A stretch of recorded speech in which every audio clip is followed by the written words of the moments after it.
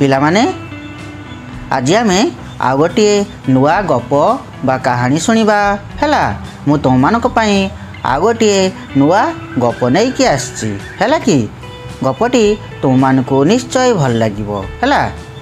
गपटीर ना हेउछि अहंकारु प्राणी मरे हैला कि पिलामाने अहंकारु प्राणी मरे। ताले पिलामाने चलो गपटी आरंभ करिबा। तमे माने मन देकी सुनिबो हैला। आउ गपटी आरंभ करने पूर्व पिलामाने तमे जदि मो चैनल को नुआ आसथिबो ताले मो चैनल टी को सब्सक्राइब कर देबो हैला कि पिलामाने। अच्छा हो ठीक अछि ताले मु गपटी आरंभ करूची। चारियाडे झाड़ जंगल जंगल पाखरे गाँटीए केते सागुआ गछ लतारे भरपूर एई गाँ मुंडर गोटाए बड़ गछरे नाना जातिर चढ़ई बसा बांधि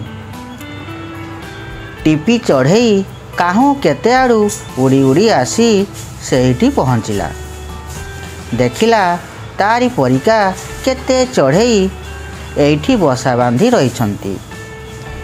मने विचारिला मु एठी रहिले केमिति होंता हैला कि पिलामाने। टिपी देखिला अन्य चढ़ई मानकर बसा खंडे खंडे गछ डालरे अछि। तेबे एठी बसाटाए करी रहिले भल हबो। केतेटा बणी घर चटिया आसी सेठी पहुँचिले। टिपी को बधई जणाइले। टिपी सेमानंकु बेखातिर कला। सेमाने किंतु टिपी को देखी खुशी हेले हैला कि पिलामाने। कहिले आम राइजरे तमे रुह। टिपी सेमानंकु किछि कहिला नाही। सेमाने जेझा बाटरे उड़ी गले। टिपी भाबिला ना एठी बसाटिए करी रहिबी। तहु से बसाटिए करिबाकू नाना आड़ू काठी कुटा घेनी आसिला। गोटाए काठी आणु आणु काठी पाखरे गोटाए सुना मुदी देखिला। थंटरे ताकू आउंसी आनिला। भाबिला एटा कौन करिवो। टिपी कानरे बाजिला मुआ नबह मुआ भल मुआ मिठा मुआ नियो मिठा मुआ। देखिला मथारे बोझ थई धाउची गुड़ियाटीए हैला कि पिलामाने। टिपी कहिला हो साउ पुओ ए मुदीटी नियो मते भल स्वादिया मुआ दियो। गुड़ियाटी देखिला सुना मुदी चढ़ई थंटरे चकचक करुछि। सांगे सांगे पसरारू सबुठारू बड़ मुआटी देई टिपी ठारू मुदीटी नहीं चलीगला। ठाकुरंकु नमस्कार करी कहिला हो प्रभु ए सबू तुमरी दया। नइले सुना मुदी किए मु किए। टिपी मुआटी पाई बेस खुशी। मुआटी को थंटरे धरी उड़ी उड़ी गाँ मुंड नई जाए चलीगला। नई कूल गछ डालरे मुआटी थई गला दांत काठी आनिबाकू। गोटाए बड़ बाउंस गछ उपाड़ी दांत घषिला।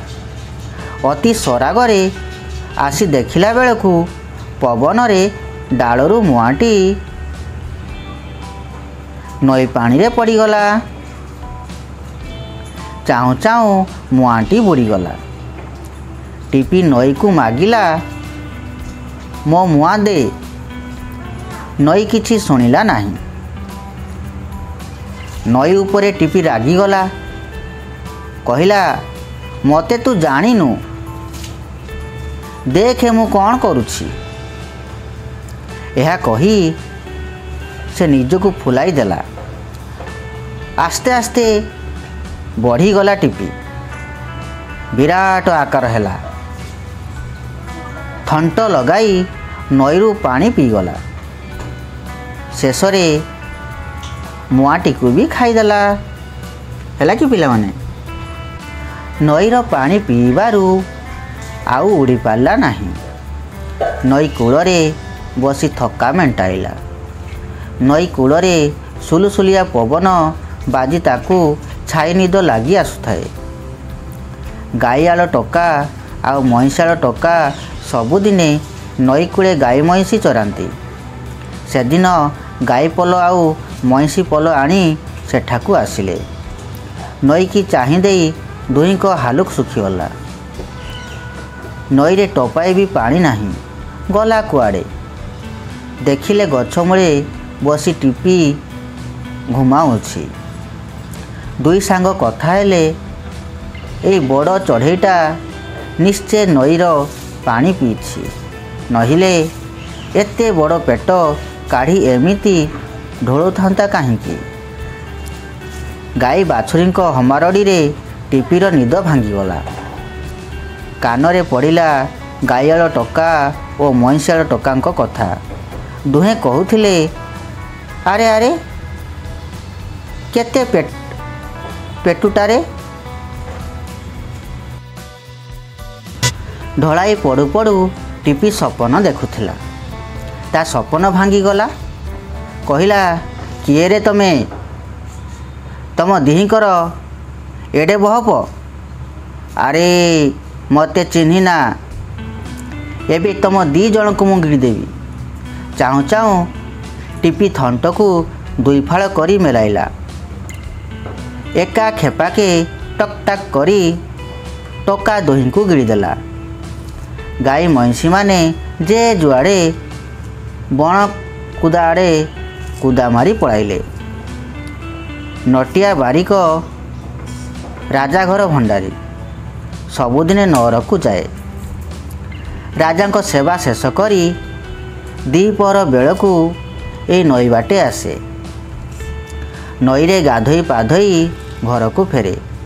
ସେଦିନ ଦେଖିଲା ନଈ ସାରା ପାଣି ନାହିଁ, ଖାଲି ପଙ୍କ ଆଉ କାଦୁଅ।